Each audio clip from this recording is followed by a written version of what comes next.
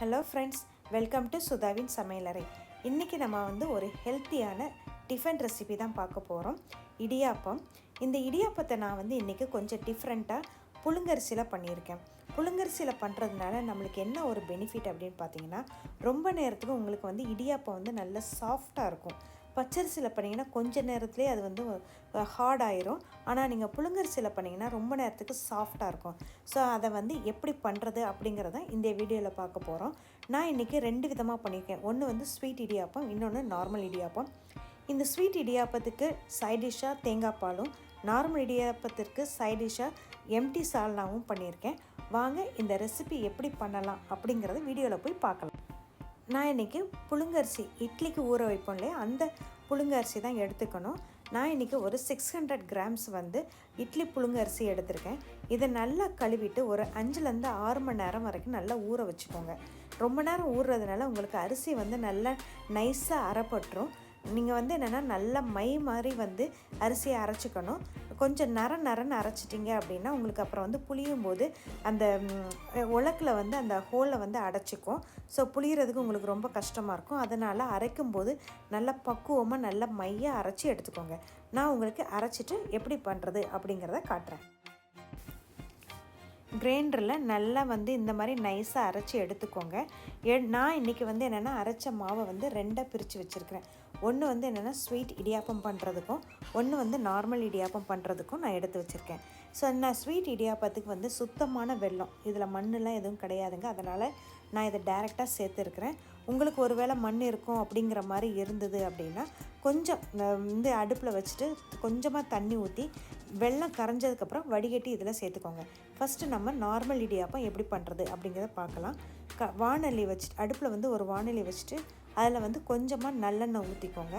Nonstick பாத்திரமாக இருந்தால் நல்லது. இதே மற்ற பாத்திரமாக இருந்தால் கூட கொஞ்சம் எண்ணெய் ஊற்ற வேண்டியது இருக்கும். நான்ஸ்டிக் ஒரு அடி கனமான பாத்திரம் எடுத்துக்கோங்க. இதில் நம்ம அரைச்ச மாவை ஊற்றிட்டு நல்லா என்னென்னா கைவிடாமல் என்னென்னா நல்லா கலந்து விடணும். இது சீக்கிரமாகவே என்னென்னா கட்டியாக ஆரம்பிச்சிரும். அதனால் என்னென்னா கைவிடாமல் கிளறணும். அடுப்பை சிம்மில் வச்சுக்கோங்க. ரொம்ப ஹை ஃப்ளேமில் வச்சிட்டிங்கன்னா சீக்கிரமாக என்னென்னா கட்டி சேர்ந்த மாதிரி ஆயிரும். ஸோ இதை எந்த மாவு பதத்துக்கு நம்ம கிண்டணும் அப்படின்னா, நம்ம கொழுக்கட்டெல்லாம் பிடிப்போம் இல்லையா, அந்த அளவுக்கு இந்த மாவில் இருக்க ஈரப்பதம் எல்லாம் வற்றி கொழுக்கட்டை மாவு பதத்துக்கு வரணும். அது வரைக்கும் நம்ம கைவிடாமல் கிண்டணும். ஸோ இப்போ பாருங்கள், கைவிடாமல் கிண்டி எந்த நல்லா கட்டியாக வந்துருச்சு இல்லையா. ஸோ இந்த மாதிரி வரணும். இந்த மாதிரி வந்ததுக்கப்புறம் இதை நம்ம ஒரு பாத்திரத்துக்கு மாற்றிட்டு ஆறுனதுக்கப்புறம் நல்ல சப்பாத்தி மாவு மாதிரி நல்லா பிசைஞ்சு விட்டுக்கணும். இதுதான் கரெக்டான பதம். ஸோ இப்படி வந்ததுக்கப்புறம் ஒரு இதை வேறு ஒரு பாத்திரத்துக்கு ட்ரான்ஸ்ஃபர் பண்ணிவிட்டு இந்த மாவு நல்லா ஆறட்டும். கொஞ்சம் கை பொறுக்கிற சூடு வந்ததுக்கப்புறம் நல்லா பிசைஞ்சு விட்டுக்கோங்க. அடுத்து நம்ம ஸ்வீட் இடியாப்பம் பண்ணுறதுக்கு இதே மாதிரி நம்ம எப்படி நார்மல் இடியாப்பத்துக்கு கிளறினோமோ அதே மாதிரி ஸ்வீட் இடியாப்பத்துக்கும் நம்ம கிளறி எடுத்துக்கணும். கைவிடாமல் அடுப்பை சிம்மில் வச்சுட்டு கிளறி எடுத்துக்கோங்க. இதோட பதம் எப்படி இருக்கணும் அப்படின்னா, கையை வச்சு அந்த மாவை தொட்டு பார்த்திங்கன்னா கையில் கொஞ்சம் கூட ஒட்டாமல் வரணும். இதுதான் இதோட கரெக்டான பதம். இப்போ நம்ம ஸ்டவ்வை ஆஃப் பண்ணிவிட்டு இதை வேறு ஒரு பாத்திரத்துக்கு ட்ரான்ஸ்ஃபர் பண்ணிடலாம். ட்ரான்ஸ்ஃபர் பண்ணிவிட்டு கை அந்த நல்லா ஆறுனதுக்கப்புறம் கை சூடு பொறுக்கிற அளவு வந்ததுக்கப்புறம் கொஞ்சமாக கையில் ஆயில் அப்ளை பண்ணிவிட்டு நல்லா சப்பாத்தி மாவை பிசைகிற மாதிரி நல்லா உள்ளே கொஞ்சம் கூட கட்டிகள் எதுவும் இல்லாமல் நல்லா பிசைஞ்சு விட்டுக்கோங்க. கட்டிகள் எதுவும் இருந்தது அப்படின்னா உங்களுக்கு புளியும் போது உங்களுக்கு டிஸ்டர்பன்ஸாக இருக்கும். அதனால் இந்த மாதிரி அமுக்கி விட்டுட்டு நல்லா பிசைஞ்சு வச்சுக்கோங்க. இதே மாதிரி நம்ம நார்மல் இடியாப்பம் பிசைஞ்சு வச்சுருக்கோம் இல்லையா, அதையும் இந்த மாதிரி நல்லா சப்பாத்தி மாவு மாதிரி நல்லா பிசைஞ்சிக்கோங்க. இது பாருங்கள், இப்போ எப்படி இருக்குது பாருங்கள், கையில் கொஞ்சம் கூட ஒட்டாமல் இருக்குது. இப்போ நம்மளுக்கு மாவு ரெடி ஆயிடுச்சு. உலக்கில் நம்ம இப்போ புளிஞ்சு எடுத்துடலாம். 2 மாவையும் நான் சூப்பராக பிசைஞ்சு வச்சாச்சு. வாங்க இப்போ எப்படி உலக்கில் புளிகிறது அப்படிங்கிறத பார்க்கலாம். ஸோ இப்போ வந்து நான் இட்லி தட்டில் வந்து என்னென்னா கொஞ்சமாக ஆயில் அப்ளை பண்ணியிருக்கேன்.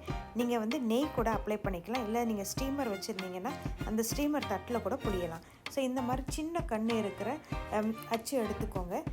இதை வந்து உலக்கில் வச்சுட்டு சுற்றி வந்து என்னென்னா ஆயில் அப்ளை பண்ணிக்கோங்க. அப்போ தான் வந்து உங்களுக்கு மாவு வந்து நல்லா ஒட்டாமல் வரும்.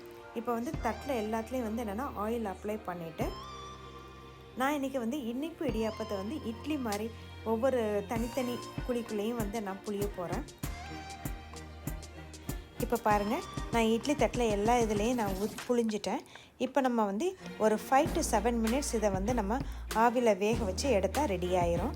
இப்போ வந்து அது வெந்துருச்சா அப்படிங்கிறத எப்படி செக் பண்ணுறதுனா, நீங்கள் தொட்டு பார்த்தீங்கன்னா கையில் ஒட்டாமல் வரும். இதுதான் அதோட பக்குவம். இப்போ நம்மளுக்கு ரெடி ஆயிடுச்சு, ஆஃப் பண்ணிடலாம். இப்போ பாருங்கள், கொஞ்சம் கூட ஒட்டலை பார்த்தீங்களா?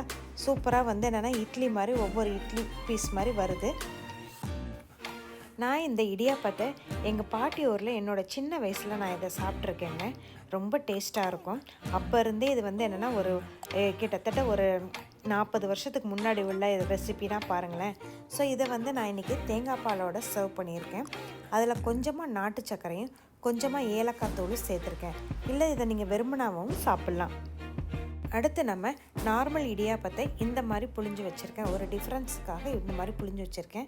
அதே மாதிரி இட்லி தட்டில் வச்சு ஆவியில் வச்சு ஒரு 5 to 7 minutes வரைக்கும் வேக வச்சு எடுத்தோன்னா நம்மளுக்கு வந்து நார்மல் இடியாப்பமும் ரெடி. இப்போ இடியாப்பத்துக்கு வந்து சைட் டிஷ்ஷான சால்னா பண்ண போகிறோம். ஒரு வானலியில் கொஞ்சமாக எண்ணெய் ஊற்றிட்டு ஹோல் கரம் மசாலா, பட்டை, கிராம்பு, ஏலக்காய், அன்னாச்சிப்பூ இதெல்லாம் சேர்த்துட்டு லேசாக 2 வதக்கிட்டு 2 மீடியம் சைஸ் வெங்காயத்தை வந்து நான் வந்து நறுக்கி வச்சுருக்கேன். ரஃப்பாக தான் நறுக்கி வச்சுருக்கேன். ஏன்னா நம்ம வதக்கிட்டு பேஸ்ட்டாக அரைக்க போகிறோம். அதனால் பொடிசாக நறுக்கணும்னு அவசியம் இல்லை. ஸோ இதை வந்து 2 வதக்கிட்டு நான் 2 மீடியம் சைஸ் தக்காளியை வந்து நறுக்கியிருக்கேன். அதையும் இதோட சேர்த்துட்டு வதக்கிக்கலாம். இந்த சால்னாக்கு தேவையான அளவு காரத்துக்கு வந்து 1 டேபிள் ஸ்பூன் அளவு வத்தல் பொடியும் 1 டேபிள் ஸ்பூன் அளவுக்கு கொத்தமல்லி பொடியும், இதை வந்து சீக்கிரமாக வதங்கிறதுக்காக கொஞ்சமாக உப்பும் சேர்த்துக்கிறேன். நீங்கள் மசாலா பொருள் சேர்த்ததுக்கப்புறம் வந்து ஃப்ளேம் வந்து ரொம்ப ஹையில் வச்சுக்காதீங்க, மீடியம் ஃப்ளேமுக்கு கொண்டு வந்துடுங்க. இப்போ வந்து நான் இன்றைக்கி என்கிட்ட ரெடிமேடாக வந்து இஞ்சி பூண்டு பேஸ்ட் இருக்கிறதுனால அதை சேர்த்துக்கிறேன். உங்கள்கிட்ட வந்து இஞ்சி பூண்டு பேஸ்ட் இல்லை அப்படின்னா இதோடையே நீங்கள் வந்து இஞ்சியும் பூண்டையும் வதக்கிக்கலாம். நீங்கள் விருப்பப்பட்டீங்கன்னா முந்திரி பருப்பு கூட சேர்த்துக்கலாம். ரொம்ப ரிச்சாக இருக்கும். இந்த சால்னா வந்து நல்லா ரிச்சாக இருக்கும். ஸோ மசாலா பொருள்லாம் போட்டு வதக்குனதுக்கப்புறம் 2 டேபிள் ஸ்பூன் அளவுக்கு தேங்காய் சேர்த்துருக்குறேன். அந்த அளவுக்கு தேங்காய் சேர்த்தா போதும். இதுவே நல்லா கொழகொழப்பாக வந்துடும். நம்ம வெங்காயம் தக்காளி எல்லாம் வதக்கி அரைக்கிறதுனால நல்லா குழம்பு வந்து நல்லா கொழகொழப்பாக இருக்கும். ஸோ இப்போ வதக்கிட்டு நம்ம ஸ்டவ்வை ஆஃப் பண்ணிடலாம். இந்த மசாலா பொருள் எல்லாம் நல்லா ஆறுனதுக்கப்புறம் மிக்ஸியில் வந்து நல்லா அடிச்சுட்டு பேஸ்ட்டாக அரைச்சி எடுத்துக்கோங்க. வாங்க இப்போ எப்படி சால்னா பண்ணலான்னு பார்க்கலாம். அடுப்பில் வந்து ஒரு பேனை வச்சுட்டு பேனில் வந்து 1 டேபிள் ஸ்பூன் அளவுக்கு தேங்காய் எண்ணெய் சேர்த்துருக்குறேன். நீங்கள் வந்து வேறு எண்ணெயினாலும் சேர்த்துக்கலாம். தேங்காய் எண்ணெய் சேர்த்திங்கன்னா வாசனையாக நல்லாயிருக்கும். ஸோ எண்ணெய் காஞ்சதுக்கப்புறம் அதில் வந்து கடுகு, உளுந்தம் பருப்பும் கொஞ்சமாக வந்து சோம்பு சேர்த்துருக்கேன். வாசனைக்காக கொஞ்சமாக சோம்பு சேர்த்துருக்குறேன்.